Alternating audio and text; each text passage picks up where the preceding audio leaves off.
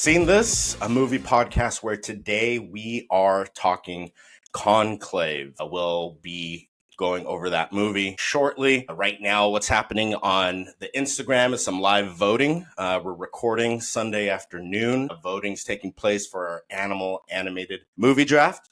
Another close race. I think every single draft we've had, there's been a tie leading into Sunday. I gotta get a W here, though. We got to do something here, Adrian, because it's not looking good. So I gotta teach my people how to vote. I understand the anonymity, but all of my friends have said that they knew exactly which list was mine. Yeah. Even though some of them didn't vote for my list. Like, I think, Michael, a couple of my friends voted for yours because you had Eeyore. But, like, I kind of think that plays into it because, like, they saw Donkey and immediately they were like, you would never have a draft that didn't have Donkey in it. Well, I anticipated that also. Like the clip that I uploaded on Instagram has you saying that you're taking Donkey as first. So it's kind of a test, right? Like who's listening to the podcast, who's looking at our clips, which I still don't have an idea of either. But nonetheless, voting is going to end here today. So by the time you listen to this, I'm sure we'll have announced a winner. Erica looks confident. Anyways, before we get to all that, we're going to go what's come across our feed on Hollywood news. Unfortunately, this week, things are a little mournful. We've had some losses. So first off, David Lynch passed away this last week. An incredible auteur, an incredible director, writer. I personally haven't gone down a lot of his movies or projects. Last year, I did watch a lot of his short films on the Criterion channel. Wow. He's definitely out there. He's definitely got very experimental, artistic kind of projects. His main films that you may be familiar with, Mulholland Drive came out 2001, Blue Velvet 86, Eraserhead 77, The Elephant Man 1980. You got Twin Peaks, which became a TV show, but the first movie came out in 89. Dune, the original Dune, getting a lot of acclaim now with Denis Villeneuve's remake. Timothée, our boy. Damn, we should have done drafting for A Complete Unknown. That's a hot ticket there. And then The Lost Highway is a film that I actually tried watching last night. I just got too tired and I've got about 30 minutes to finish. Definitely an interesting movie, but nonetheless, do yourself a favor, look up David Lynch. He's definitely an interesting character. All of his stories are very out there, and you can kind of see where today's directors and auteurs got a lot of inspiration. So check that out. You guys familiar with David Lynch at all? Yeah. No, not at all. Erica, yeah, you've seen a few things? It's such a sad thing to see somebody who was so daring in what he was doing. So it's nice to see the people who do pull inspiration from him and continue on kind of like pushing the envelope when it comes to the stories that are being told. But yeah, R.I.P. He definitely was very sad that day. He definitely drove in his own lane and encouraged others to do the same. So he lives on through his work. So we'll always have that. So rest in peace, David Lynch. Also last week, Dame Joan Plowright. You may not be familiar for those in our generation. She was a star on film and stage, very well known on her stage material. One movie that I'm sure we'll all know her from, even if you don't recognize her name, she's Mrs. Shit, now I'm forgetting. Wilson, Mrs. Wilson from Dennis the Menace. She always stood out when that movie came out. Her, Christopher Lloyd, Walter Matthau. How do we feel about Dennis the Menace? Have you guys watched that recently? Walter Matthau was such a good Mr. Wilson. That was like grumpy old man type, like time. Yeah. Yeah, it's been. I don't remember the last time I watched Dennis the Menace. Yeah, it's been a while. I don't know if it holds up, but I'm sure it's for kids. And Walter Matthau was incredible in that, and so was Joan Plowright, who again passed her. And hopefully, we can start digging into her archive of projects. A lot, again, were on the stage, but nonetheless, rest in peace to her and condolences to her family. Another big name from Hollywood passed away. I know this sounds very down as we open this episode, but we definitely want to acknowledge these titans of industry. Bob Uecker, who was previously a meddling baseball player. It didn't go too well for him there. So he ended up becoming an actor and also a commentator, the sportscaster for the Brewers. You guys might recognize him from Major League. That's one of your favorites, right, Adrian? Major League? Oh, yeah. Just a bit outside. That was such he played that role perfectly. It was And I so remember good. seeing him as a kid. Like that was a sportscaster, right? Like when you watch the movie, like it had to be someone like Bob Uecker who had the energy, who had the wit. I mean, to be honest, I thought he was just a comedian, like an actor. And then all of a sudden I'm like, oh, he was really a commentator, and man, he's the best. Bob was incredible and very impactful as growing up with the baseball movies and hearing his voice. Again, rest in peace. And he was in Mr. Belvedere. Yep. He was Damn. The main You're guy, taking the it father. back, huh? Yeah. Mr. Belvedere. Dude, that's early 90s. Yeah, we had so many TV shows in the 90s. It's incredible. Now they're just streaming. There's just so many things. It's hard to have a show like that. But yeah, rest in peace, Bob Uecker, and condolences to him and his family. Lastly, there's been another death, but this one personally I can get behind. I know that sounds horrible, but TikTok has died. TikTok went off the air here in the US. Everyone that was on TikTok received their notification that TikTok is no longer available. But as I say that, there seems to be a resurrection. TikTok has said that they're coming back. Essentially, the Trump administration has said that they'll do what they need to do to get TikTok back on. Nonetheless, I'm not a big TikToker, hence we're not on TikTok. Maybe that's a bad thing. I don't know. You guys TikTok users? I have a TikTok. I've made cute videos for myself, but I also have probably like over hundreds of messages that my friends have sent me that I have not opened. So like I'm not on it often enough to be like, yeah, I use TikTok. You know, occasionally I will. Well, I attend TikTok University. Oh, really? What's that? Your lessons on cooking or fix it up or what? Everything. Yeah, cooking. I really like the ones on like how do you store you're supposed to store your food. Like what stuff goes in the fridge, what stuff doesn't. Yeah. I follow certain people that, health food guys and stuff like that. Sports guys. I get a lot of my baseball stuff from them. I like for coaching. All right. Well, it sounds like you're happy that it's coming back. Yeah. You'll get to get back onto your recipes and know where to keep. I'm not missing anything. I mean, we get it everywhere else. We're in the age of information. We get it. You could pull that information. You know what's really scary about this day and age is like I'll see a video, right, that's been fed to me through the algorithm, and then like Adrian or Eric or someone was like, get the same exact video, and we've all seen it essentially at the same time, but there's so much content out there that these specific videos come to our feeds, right? And I mean, end of the day, that's what we're trying to do also, come across people's feed. And we've had some success. Our total profile, just an insight to everyone, we're at about 22,000 views on our Instagram content. So that's not too bad. People are seeing us. We're getting there. Yeah. I like it. I think our next goal is to hit that 100 followers on Instagram. We're at 75. We're almost there. So for you listening, if you like what you're hearing, you like our content, share it across to your friends and family. Check us out.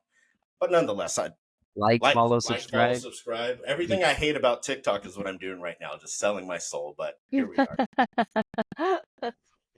Anyways, to all those that passed, and of course, obviously people affected by the fire and dealing with that, our thoughts are still with you there. But without further ado, let's jump into Conclave. One thing I realized that I need to do a better job of is introducing you guys. We have Erica McMullen, our feisty Pisces, and then you've got Adrian, the Gerber baby-faced assassin, Cedeno. Thank you guys, of course, for joining me. So, Conclave. Just to start us off, Adrian, high level, what'd you think of this movie? What'd you like? What didn't you like? We'll have a spoiler section a bit later. But just to start off, what were your thoughts on the movie? I actually really liked it. So you guys have got me on this Rafe kick. He's on it. I've seen a handful of his movies now in the last month. So it's been kind of interesting. I liked this movie. There were a couple points where it left an impact, where it almost rekindled some religious beliefs for me, that it's not all bad and doom and gloom. So I went in skeptical and upset already, thinking man, the Roman Catholic Church is already, this, that, or the other. I went in with the mindset already, and it had a lot of that, but it definitely was reassuring to see some of the open-mindedness and progressiveness that they portrayed in it. I really enjoyed it. That's awesome. You know, you don't have to go into too much detail, but it's interesting your perspective because, you know, you still go to church. I don't know if it's Catholic or not, but it's interesting to hear kind of how the movie had that impact on you as a churchgoer. Were you able to relate to some of the things? Yeah, so I was raised Catholic, so I was familiar with all the rituals of getting up and sitting down and, Sure. you know, the respect that you have to show and some of the ceremonious type elements to it. And some of that stuff was what initially turns me off. And so seeing it was a little triggering and a little emotional too, where it did kind of invite some, it made me think like back to where it all started and how it started for me. And then the differences of why I don't necessarily want to be Catholic or Christian or what have you. Like my whole religious beliefs and stuff are still being like molded and found Evolving. and sculpted. And this just, yeah. And this helped. I think it gave me a little more clarity, you know, in some things that I was kind of like just upset and against for no reason. It kind of opened it up a little more. So I appreciated it. And more into spoilers, we'll talk more about some of the concepts that I really appreciated that they brought up. 100%. And then just since we're tracking this, did you watch this one with your wife or did you go solo? I went solo. I actually I streamed it. And so I watched it just me and my motorcycle in my garage by myself peacefully. So I let myself experience everything without any eyeballs trying to, you know, see what emotions I was going through. I just went and watched it. And it was kind of, I think that added to the environment, to the aspect of the whole movie, because I did kind of feel secluded and I almost felt like one of the priests during Conclave where you're locked in. There's nothing from the outside world. You're only supposed to experience everything in here. And so it was a unique experience for me and I enjoyed Awesome. You were sequestered alone to watch the movie. I love it. Erica, Yes. what were your thoughts? I'm kind of in the middle. I like Adrian. I was raised Catholic. I'm actually confirmed in the Catholic Church. Don't necessarily practice any of that anymore. I have obviously like my own issues that I deal with in that respect. So I could appreciate the film from that perspective. I don't know if I was necessarily happy with like how things happen. And obviously we'll get into it when the spoilers come around and we can kind of dive into it a little bit more. But would I ever watch this movie ever again? Probably not. Wow. Hot take from Erica. Yeah. Well, I mean, I think that's fair, right? For me, I have this movie as one of my favorites of 2024. I think mostly because the story, you know, resonates like you guys. I mean, we're kind of brown, so we're raised Catholic and have since evolved to have our own views. And the same goes for me, you know, raised Catholic. I went to a Pentecostal church for about 4 years. Adrian will tell you about that. That was an interesting time. I didn't cuss. I destroyed all of my worldly music. I remember being at Mount Sac, picking up a friend and just cutting my Bone Thugs and Harmony CD. So all that to say, I've had a journey. You were very judgmental. You were very judgmental. I mean, that time. That feels sacrilegious to cut up that CD. I see the light now. Now I see the light. Back then, you were going to hell if you invited the devil in. Nonetheless, all that to say is that I too have an interesting experience with religion. And I think I really enjoyed it because of that point Adrian kind of talked about, is that we ourselves have an evolving philosophy on spirituality or religion or the traditions that churches introduce. And this film recognizes that. In fact, that I would argue that's a huge premise of this film. And it tells its story in a very procedural way. You know, it's men in room talking, but they do it in a way that is engaging, exciting, mysterious. We're trying to figure out, it's almost like a whodunit, except, you know, what's everyone's skeletons in their closets as they try to select a new pope, which is essentially the premise of the movie. I really enjoyed the score. I thought the score was energetic yet dark. Yeah, I can agree with you there.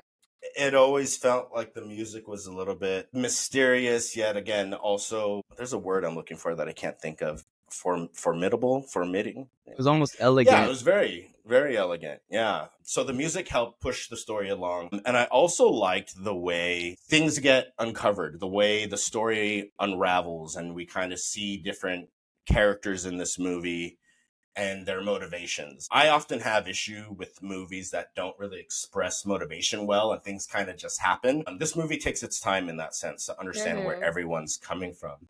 I said it was one of my favorite movies of 2024. I have it at a 4.5 on Letterboxd. So it's not a 5. It's not a perfect movie or a highly entertaining movie, but I think everything it does well. When we get into spoilers, we can talk a little bit of some of the challenges I had. But overall, I thought it was a fun film. You know, we don't get too many movies that are just people talking and a box office success and critically acclaimed. On our Instagram, I mentioned the BAFTAs are coming up, which is essentially the British Academy Awards. And they led the way with 12 nominations, which is pretty incredible. And they've been getting, we're in award season. There's a lot of various awards that take place at the various guilds, whatnot. And Conclave has been towards the top. So I'm happy to see that a movie like this is having success.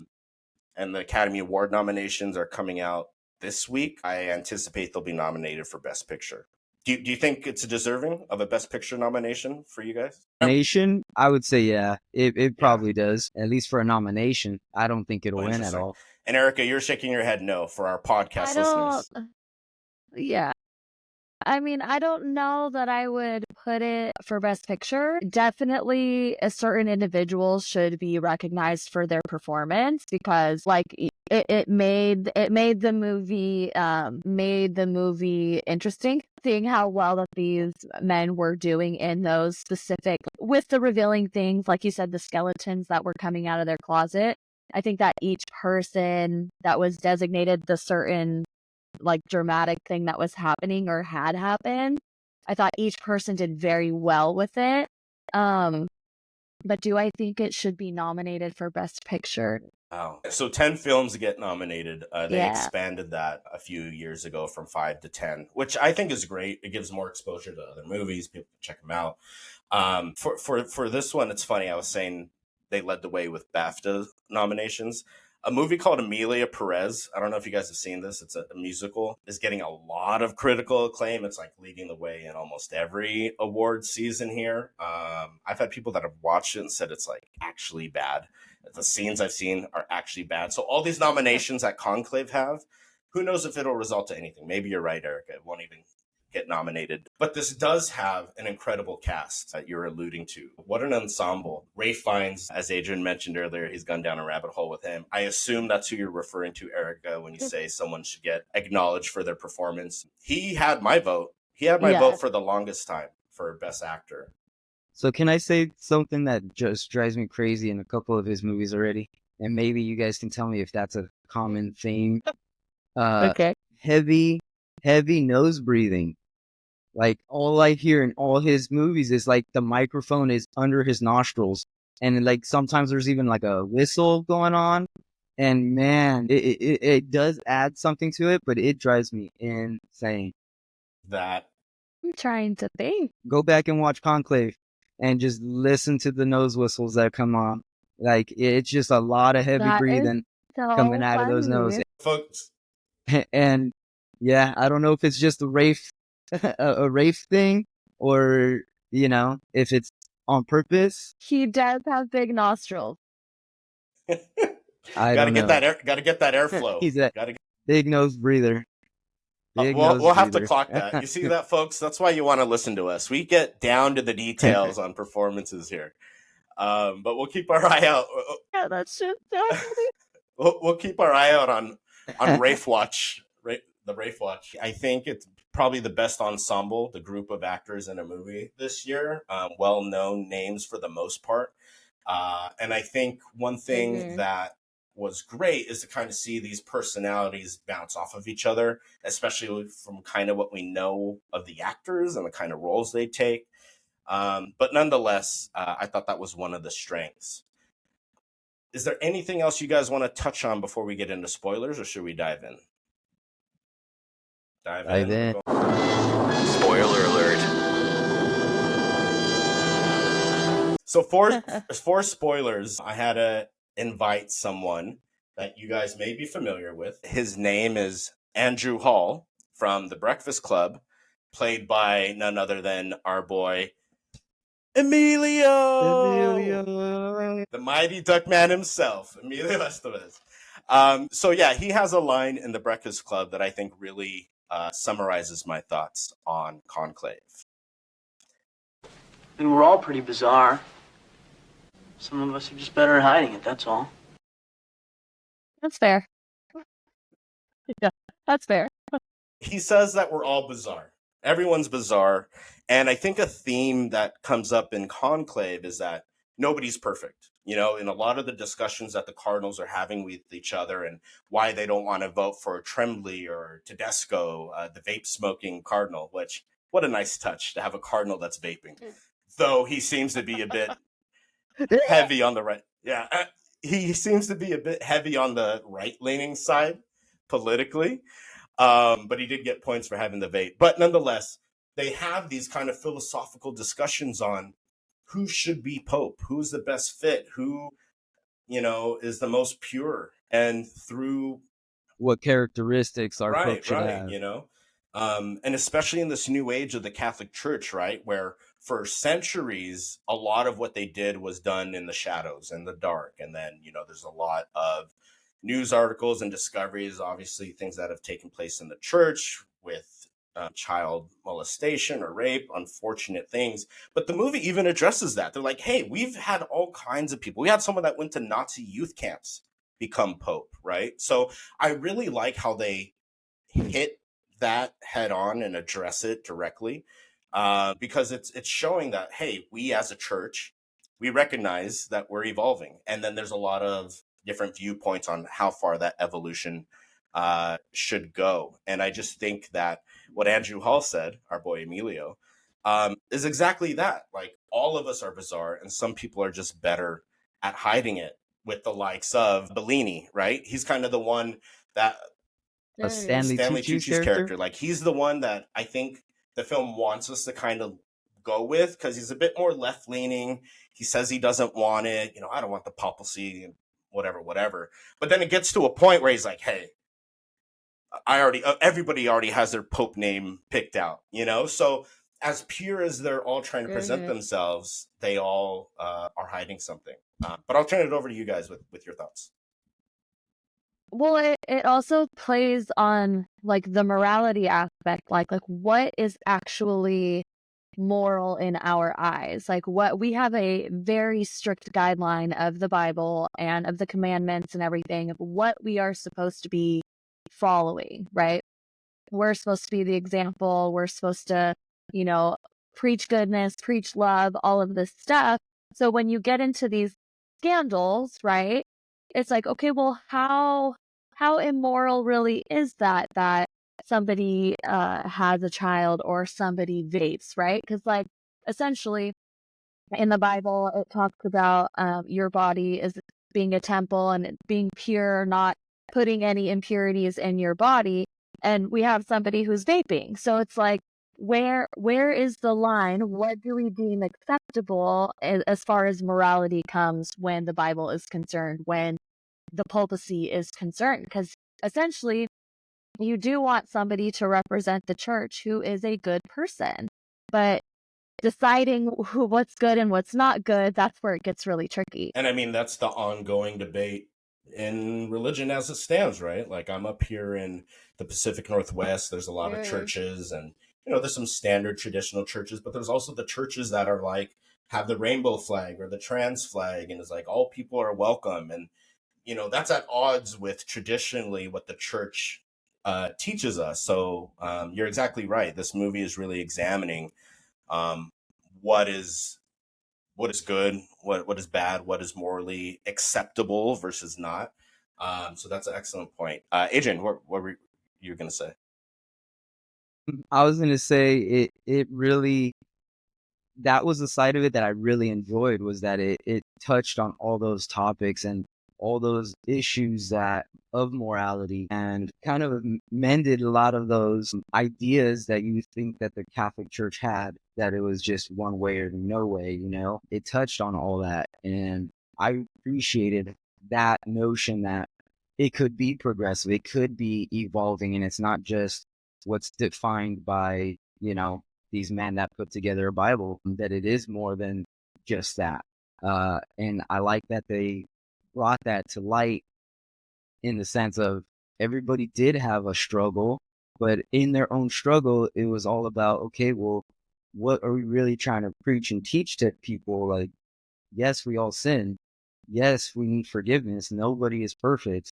And so I think that whole, well, our guy, Thomas, Cardinal, what was it in Florence? Cardinal Lawrence, his whole entrance as the dean and like telling people like, all right, I have this script that I'm supposed to read, but I'm just going to speak from the heart. And this is the kind of pope that we need, you know, one that is progressive and thinks for himself and that has sinned, but is also sought forgiveness and, you know, has turned over a leaf that is not perfect. So I think that whole opening monologue that he had for that pretty much defined the whole movie, of the whole concept that they were trying to portray of acceptance for everybody and everything. And then at the end, the whole little twist was just the icing on the cake, like perfect, you know? What a Yeah. conundrum to have to Yeah, deal with. we'll dive a little bit deeper onto the ending there, but you mentioned his kind of when they're getting ready to start the conclave and the voting. He does his kind of opening speech and he goes off script, like you said.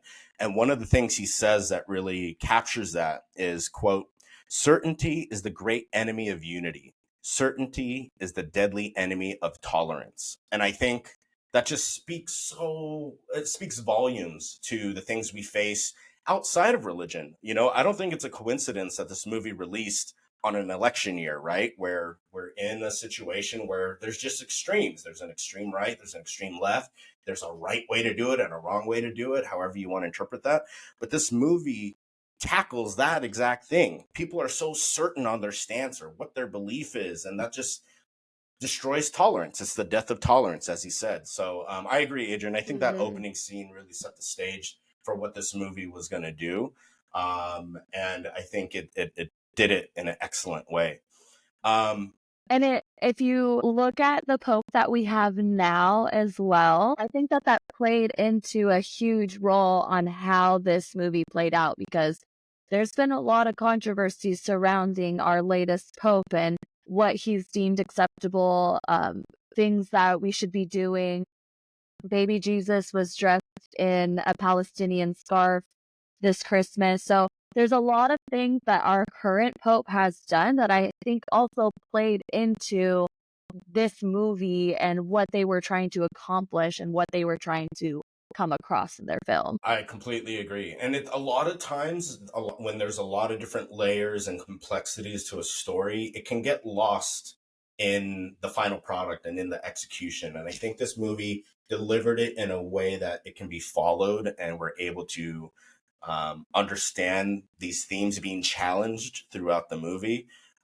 Which is kind of takes me to the point I was going to say is if we just go through each of our cardinals, right? So I think that'd be a good way to kind of break down who they are and what they were ultimately not picked as Pope for. About. Right. So obviously Ralph Fiennes, we talked about him. Cardinal Lawrence, he's the dean of the conclave, essentially kind of the mediator, the one running the election, right? But he was picked by the Pope that just passed. He was picked before he died to run it, and he questioned why. And we come to find out as the story progresses that Dean Lawrence is having a lot of challenges around prayer, right? Not necessarily a lack of faith or things of this, but just around prayer. And he mentioned that he feels the Pope selected him to be the dean for this exact reason, because he's the only one that can really moderate it in a way that would be acceptable to the previous Pope. But we follow him, and he's kind of the detective, if you will, trying to understand what's happening, and even bending the rules a little. Right, he's got his right hand man there that's kind of going out running errands outside of the sequestered what are they in the Vatican, I guess, outside of the sequestered area to go find out things that he's learning about these cardinals that are running for the Pope, right? First off, I want to touch on Adeyemi, who was the African cardinal played by Lucien Mesmati. That would have won if it wasn't tampered with. The first vote, they do rounds of votes. And once you have, I think, the majority, 75 votes, you're then elected. But until then, each day is just another vote until we get that majority. And he was leading the way. And some of the Cardinals had feelings, Tedesco specifically, about what are we going to do if this man is Cardinal? So you kind of already see that tension and a bit of high school, when they're at the lunch tables and they're talking and gossiping. It definitely had that energy. And I think that's intentional, right? That a lot of these arguments or a lot of these conflicting philosophies are quite childish if you just have an accepting heart, if you will. So Adeyemi ends up leading the way in the first round, but then come to find out, he essentially he has a love child, but bigger than that, he has a love child, and the baby was conceived when she was quite young, right? Now, it sounds like this... say that again, sorry. She was of age. She was 19 years older than he was 30. Yes. That was the only discretion, is that he was significantly older than her, but it wasn't a question of her being younger than thank you for clarifying that. That's ultimately why he was still able to be a cardinal and not arrested or anything. But the fact that someone that's about to potentially be pope has a love child just completely devastated his chances in the votes. Now we continue to follow. Or do you guys want to touch on anything there? No, we can jump to the next one. The racial tensions that were going on there. No, were some racial tensions. It's unfortunate. The first man to go down is an African man. The black man goes out first. Unfortunately, that's still played out here. But then you have Tedesco. I think we lost. I would argue that he was not the first to go down, that Tedesco was the first one to go down, because he kind of shot himself in the foot with the first interaction where he sits him down and is like, hey, what do you think of that guy? Was the alternative? But he was still eligible though, right? Up until the end. What I mean by... Yes, but you mean like the audience is kind of already like, that guy's not going to win. Like, For the audience, we were positioned to see him as like a bad guy, or not who we're rooting for, right? Yeah. That's for sure. But Tedesco, again, the vape smoking one, is the one that really came with like right-winged or extreme views about immigration, and that we're being too tolerant of other religions, things like this. That comes full circle a bit later. But before we get there, I also wanted to touch on Stanley Tucci's character, right? Aldo Bellini.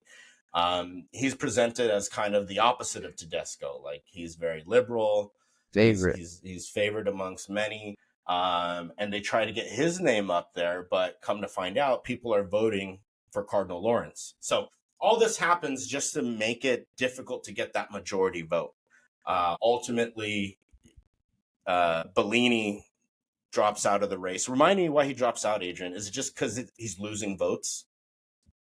Right? Yeah, he was losing votes and just didn't feel confident that the votes, people that were backing him would eventually go to Tedesco. And so he was like, if I just stop now and have them Tremblay. Go to Lawrence, it's to Tremblay. Yeah. Or Tremblay. Well, yeah, it was to Lawrence, and then Lawrence was like, don't send them to me, give them to Tremblay. He didn't want it.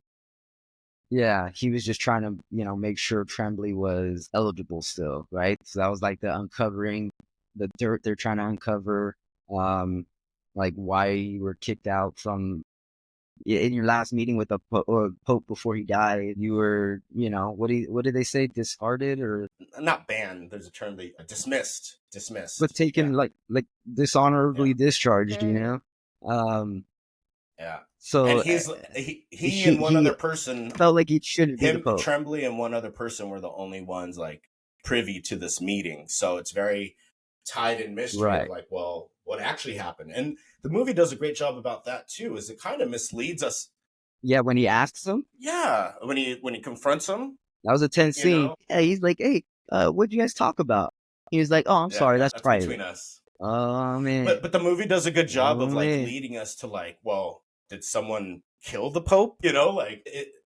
I thought for sure he was Yeah, like poisoned or something something, you know? shady to that level went down, which is a good job for anticipating the audience's expectations, because we're so conditioned from like a Game of Thrones or so many other movies where like murder is the main plot point, but this wasn't, which was refreshing and delivered in a good way.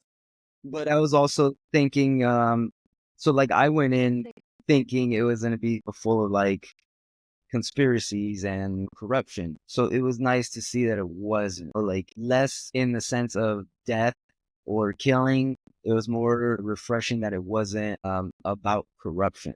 Well, it was You kind of know, about corruption, or at least it was confronting corruption, right? It's addressing corruption.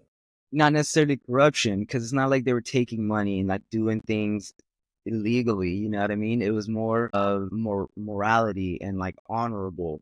Like, are you fitting to be the Pope? Because you got to be the utmost honorable guy. Quick. You So know, ultimately, he we were at rolled the through it. point saying how once it's revealed that Adeyemi is out because of his love child, Stanley Tucci's character is out because he's not getting enough support, and he'd rather have all the votes go to Tremblay, who Against Tedesco, anyone could beat anybody but Tedesco, right? Tedesco. So Tremblay is played by John Lithgow. I think we're all relatively familiar with John Lithgow. And then Tedesco was played by Sergio Sergio Castellito.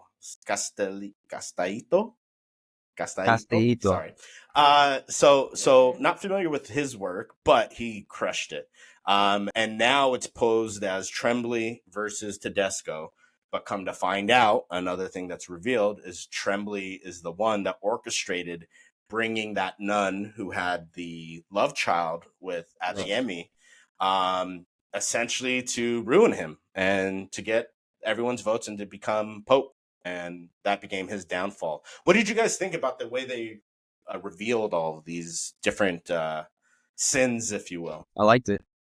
It showed that they were still sinning themselves, and as they sinned, it was just the dean knocking them off the list. Like, oh yeah, you were good. Now that's one discretion that knocks you out, and it's not even like him knocking them out. It's just as soon as I let everybody know, you're gonna be knocked out. Like nobody's gonna vote for you, knowing what I know. Well, and it goes back to that morality thing, right? So it's what are you considering moral and what are you considering immoral, right? Because essentially, like we were saying, everybody sins, everybody, in that faith asks for forgiveness. So at what point do you consider it bad enough to like discontinue giving them votes? You know what I mean? So what is bad enough to where I'm no longer going to vote for you, I'm going to vote for somebody else? I think that was the craziest thing. We're getting ready for the last vote, and it's kind of just coming down to Tedesco, really. One other cardinal that appears at the beginning is one that nobody knows of. He was essentially a cardinal in secret, ordained in secret, and sent to Kabul, Afghanistan, for his ministry. It comes as like a surprise because nobody knows who this person is. The fact that the Pope sent him on assignment in secret. There's certain specific term that they use in the movie as far as like what it is that allowed him to be ordained. But that again shows that the church is still operating in some level of secrecy, even to their own people.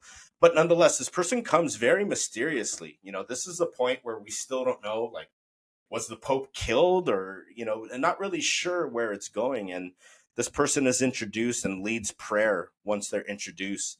And it's a very powerful prayer, thanking for everyone that's there. But it wasn't until he spoke in In the native Spanish. tongue. So, or in his native, yeah, right. So he's the only like Spanish kind of character, right? So I like another topic that they kind of breached is like the racial one, right? So they had one of like every race. So they had all of them and kind of pinned up all of them against each other, or at least to the audience, right? It felt like, okay, you pick your team, let's go. And to have it be the Hispanic, I think was for a reason. Obviously had a purpose, but it definitely uh went the right way as far as his prayer didn't kick in until he spoke Spanish. And then he's trying to like, you start seeing his emotion, his philosophies bleed out through his prayer, as opposed to when he was just doing it in English, I think or it I was think in Latin. Latin too. Yeah, it was just like a very traditional type prayer, kind of just like, okay, let's get this together. And then he's went a little deeper and further in Spanish, and it was more heartfelt, and you see the philosophy. You start to kind of lean his way, like, oh, that makes sense. Oh, I like what you think. I like what you're saying. And then it was just enough that at the end, you know, you start to feel like this guy's going to win. Yeah, and I think Just influential enough. prayer, when he starts talking about, you know, bless the nuns who have prepared the food and served us, right? The camera cuts to Isabella Rossellini's character, which I'm not remembering what her name was. Sister Adrian's Agnes. there ready to go. Sister Agnes, who I anticipate, you know, if you're not familiar with her work, Isabella Rossellini, she's been in the game a long time. She's a lot of international work, obviously. But if you guys have a chance, look up Green Porno by Isabella Rossellini. She does a whole short series about mating rituals amongst insects and other animals. Really interesting, funny, informative, but I won't digress any further. So when they say the prayer, the camera cuts to her with like a slight grin, like, oh, this wasn't expected. This person, all right, he's acknowledging us, which is so foreign to them, I imagine, as this whole movie is just surrounded by men making decisions. Right. Well, the progressiveness of it, you know, there's still, no matter how progressive the church is, there's still nuns, and the women are still regarded as less than, or still, you know, it's like subservient to everything else, and just sit there and be quiet, like still on that type of a level. So for him to acknowledge them, I think tends to like, oh, no matter how progressive the church is, like they're still not acknowledging the nuns. They're still not about women and that whole concept that they just kind of skip over the women and treat everybody else, or give everybody else more rights and more acknowledgments, was a very delicate topic that I think they uniquely went after, you know, in that scene alone. And then with the sister, just her whole character, just providing that at the end when she walks up and she's like, oh, let me tell you, yeah, John Lithgow's character definitely was shady and called for this nun to come here, just so you guys know. And everybody's like, wait a minute, you're not even supposed to be talking here. And she just turns around and walks out. Like that whole notion was on. There's a lot in this movie. There's a lot in this movie, and I'm just checking our time. I mean, we haven't even touched on like how it brings in the outside world, where there's essentially like a terrorist attack happening, to the point where part of the Vatican that they're in like blows up when they're getting ready to make that last vote. Um, and when I first saw this, it seems so out of the blue. Like there's so much already happening in this movie. They're putting another hat on a hat, another layer. I watched this movie twice, and on the second time around, I realized that this is what was required for the father from Kabul to really showcase his philosophy, what he stood for. You know, they're all convened together, and it's essentially Tucci's character and Tedesco arguing right and left, very extreme. And the cardinal from Kabul just kind of says, "Brother, like this isn't it. Like, But what are what are you you really fighting? fighting? Like, what war do you What are think you you're really fighting? fighting?" Yeah, because the fight is right here. Yeah, That's that was great. intense. I mean, And that's, yeah, like yeah, to be yeah. honest, I mean, it had me leaning. I got a little chill just mentioning it there. But go ahead, you're leaning. It had me leaning towards like, this guy is righteous. Like, this guy should be the pope. How they tied that in, like to end up having him be a trans man born a woman, or I guess maybe a hermaphrodite. I'm not too sure. The the surgery that he was considering getting.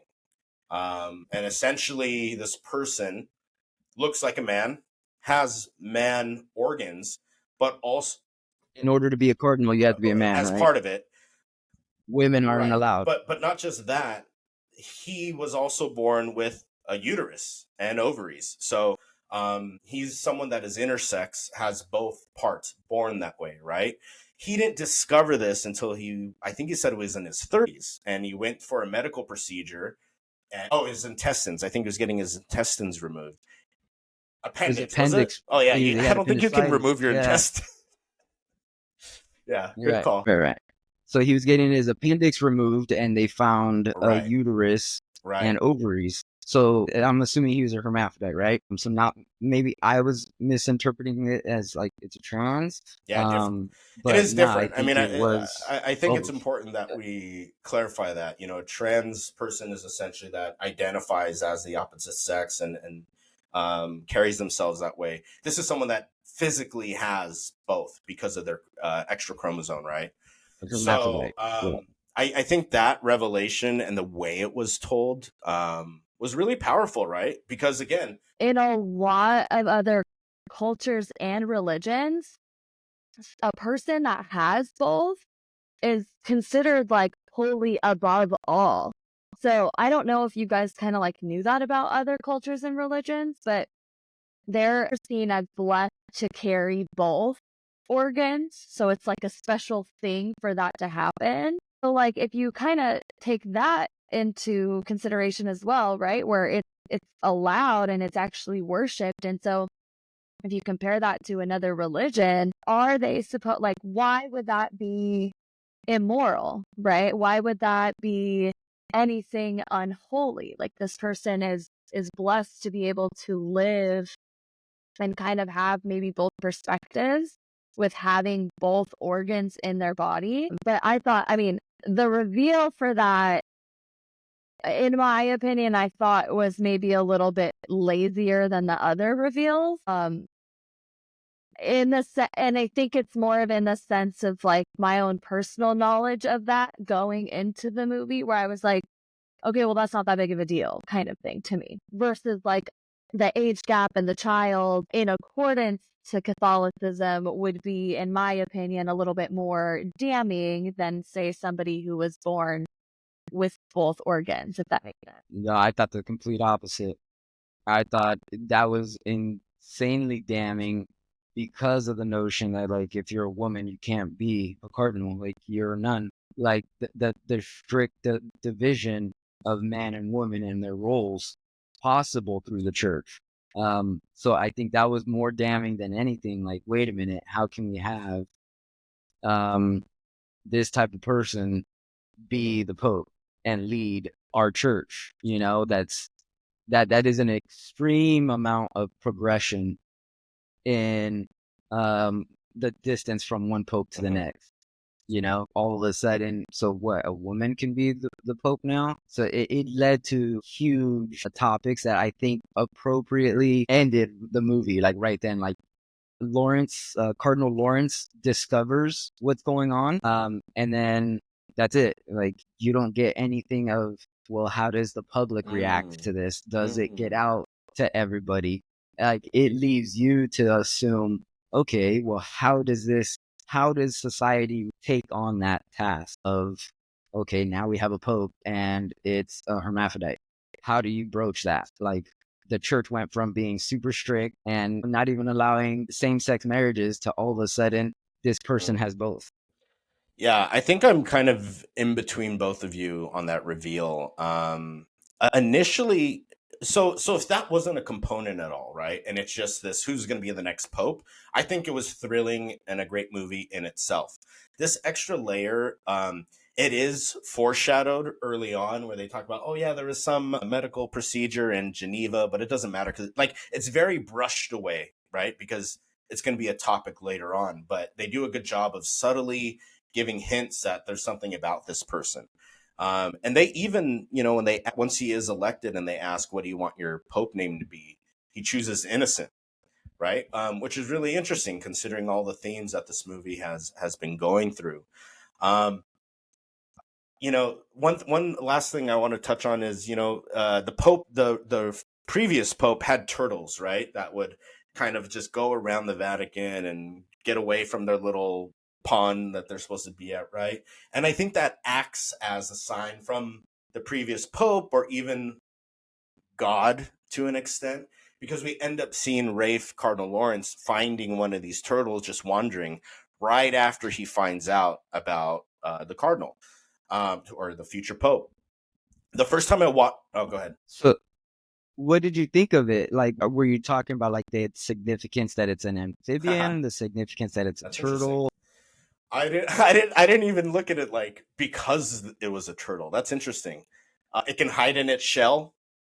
I don't know. Maybe that's like a parallel. I didn't understand the significance of it until now that we're talking about it, and it makes me think of it, because I immediately thought of frogs. Like at the end of the movie, I'm thinking, why turtles, when frogs are the ones that supposedly can, change their sex, or, Oh, interesting. become a woman, a female, to, if that's what's needed. If there's only males in the environment, then it'll become asexual. female. You know what I mean? So asexual. Which So I I thought believe that was turtles and tortoises, it just like it depends on their environment, right? So if there's too many of one sex, that they will change sex in order to reproduce and make sure that their bloodlines go on. So I didn't think of that either, but I actually really like that concept of like he found the turtle, like, and the turtle did what it had to do to survive in that environment, and so did the cardinal. Yeah, that's a great point. I mean, I didn't even look at it in correlation to like why this animal, just more of what it represents. And the first time I watched the movie, I wish when Cardinal Lawrence finds the turtle, the movie would have stopped there, because I think it's just before they burn up the votes and you hear the crowd clapping, right? Because I thought like, yeah, the white white smoke. smoke that comes out. And I thought like, oh, if they would have cut it on the turtle before we know, we're left to interpret, well, was that enough to not make him Pope? Like to your point, Adrian, we don't know what happens that next day. So initially I was like, oh, that would have been great if they would have cut it right there, and then we're left wondering. But for what this movie is going through and for, and what it's trying to convey to us, I think it ended just about the right spot. Like, I think it would have been great to hear the cheers happen and then cut. I think we go to him like looking outside of a window, a little self-reflective, and then it ends. But nonetheless, all that to say, I think it really put a bow on top of its messaging, its themes. It does a great job staying consistent with it.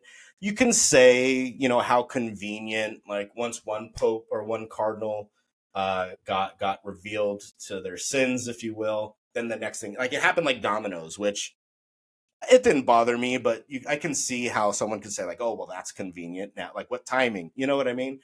Erica, actually, you said that the reveal of the future pope to have both organs, and that felt lazy. Can you double click on that a little? What like it wasn't necessary, Yeah, or well, I like, yeah, like and I think this is more of just like a personal thing, because like I have met a hermaphrodite before and had a conversation. I have a lot of trans friends, so to me, being as accepting as I am, it just kind of felt like if that's what they wanted to go with, like that's where they went. Because like, in my opinion, like that's not that big of a deal.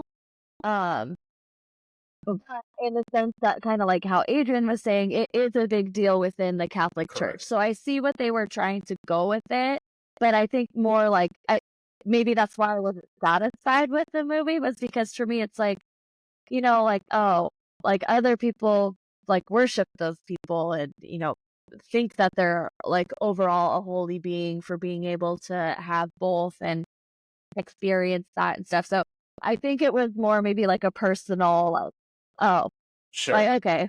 It just wasn't really, for me it was anticlimactic. Like I wanted the last thing to be like something like crazy, like they hit a body or something like that.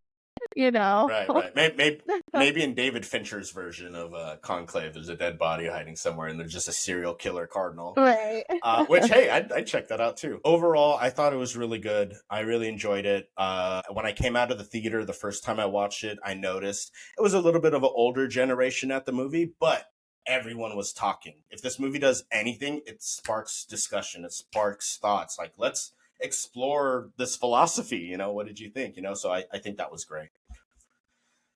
Yeah. I like like what Erica said earlier, like she wouldn't watch it again, but that doesn't make it a bad movie. Like there's like The Passion of the Christ, I felt like was a good movie, but I wouldn't watch it again. Like it's kind of something like you watch once and it doesn't really have that rewatchability. And that's usually when I'm rating my movies. Like to get a 5, I gotta be able to watch this every That's time it's tough. on and be in the mood. Like Conclave, you're not gonna watch this. Like you gotta be in the right environment, the right mood. Like it's not just something you're gonna put on and have a You gotta party, and have it going you on gotta in be the back. alone with your motorcycle for Conclave, a special moment. Exactly, exactly. Religious experience. Let's jump over to our double feature recommendations. So we like to recommend a double feature to pair with the movie we're reviewing. Conclave, you could have gone a lot of different directions. But Erica, let's start with you. What's your double feature recommendation? Oh dear.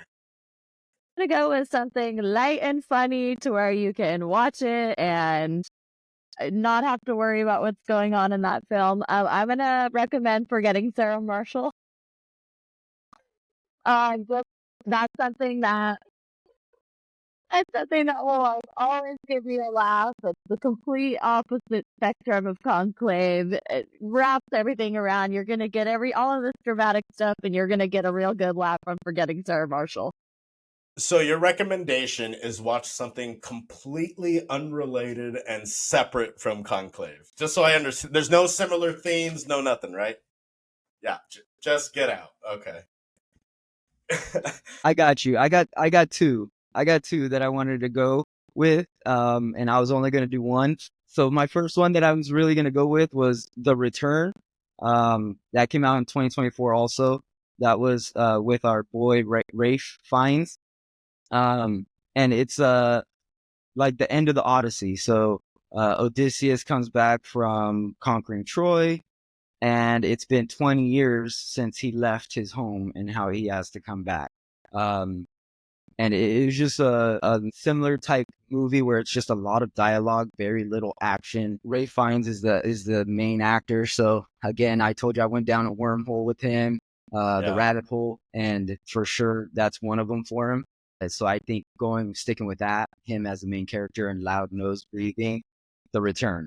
The second one is going to be a religious movie, but it's more a lighthearted comedy, brings in different aspects of like the religious, typical Catholic church and questions some of their concepts. And that movie's Dogma. Yes. It's a comedy. It has Jay and Silent Bob in it. Ben Affleck, Matt Damon, Chris Rock, Salma Hayek. It's a really good movie that just goes about some of the issues with the church in a lighthearted, comedic way. And I think that would be a good pairing with this. Dogma, Yes. Kevin Smith movie, really just attacks the beliefs of the church, right, of religion. Two angels try to cross an archway to essentially open up the gates into the church to cleanse their sins. And then if they die, they can go back to heaven because they were Michael, the fallen angels and destined to be on earth. And if they walk through this church doors, it wipes their sins clean, and then they could die and go back to heaven. Yeah, I don't think Michael was the name. It was like what's the Marvel? I Loki? think Michael Loki? is supposed to be Loki, and the other one is that's My Name is Earl's character. Jason Lee. Yeah. Hey, good call. Yeah, Dogma was a lot of fun. You got George Carlin in it as a cardinal, I think, actually. As the priest. You might be a cardinal. Good call. That's a good one. Dogma. For me, I'm going to be a bit more traditional, and I'm going to be my old man self and say we got to go back to 1957. But a film by Sidney Lumet called 12 Angry Men. So 12 Angry Men is a film about a room full of jurors that are sequestered and essentially need to determine the guilt or innocence of someone.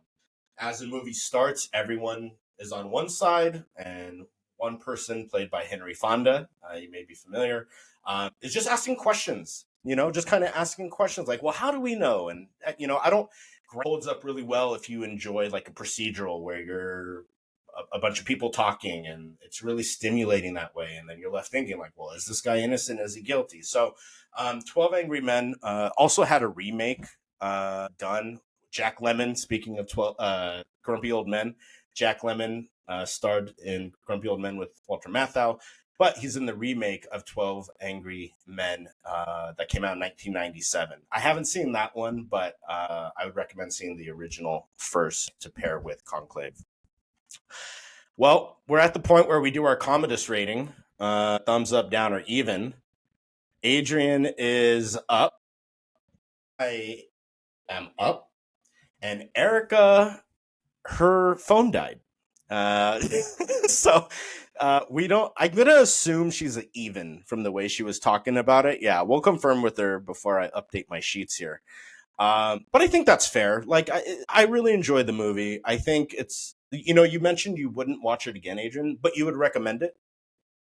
Yeah. It's definitely a movie I think people should watch once.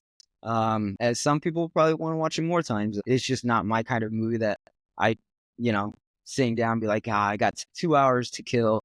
This isn't the movie I want to go to. You know what I mean? But it's a good movie and broached enough good topics that I think it's definitely beneficial for people. And I think of all the walks of life to kind of check it out and watch That's it. Conclave, now streaming on Peacock. If you haven't seen it, you follow us on our socials. Instagram, we are seeingthis.pod. Everything else, we are Seeing This Pod.